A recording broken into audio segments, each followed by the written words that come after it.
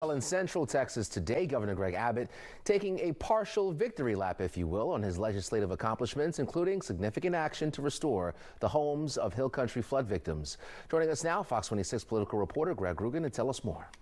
Yeah, Anthony, among the hundreds of measures passed into law this year, the actions taken at the state capitol to prevent future loss of life from flash flooding may well have generated the most meaning and emotion.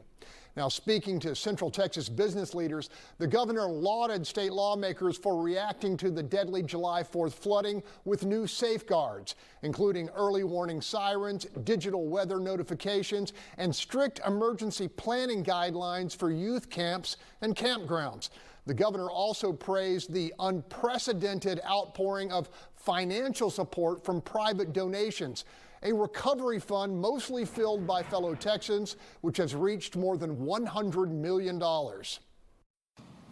Everybody whose primary residence got damaged is going to have their homes rebuilt, and they are being rebuilt as we speak right now.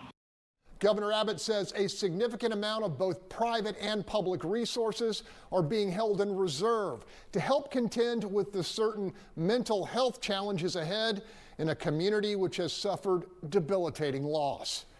In the studio, Greg Groogan, Fox 26 News. All right, Greg, thanks. At that same conference, the governor also touched on the Texas power grid during that speech. He said the grid's resiliency is a top priority and that he was committed to strengthening it after Winter Storm Uri in 2021. He says Texas is generating more power than ever as we head into hurricane season.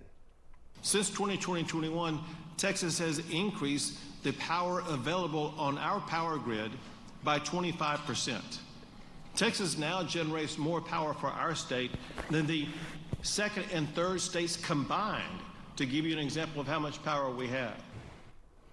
Abbott says our state's power grid has also boosted business development in Texas, especially as AI companies look to move their headquarters here to the Lone Star State.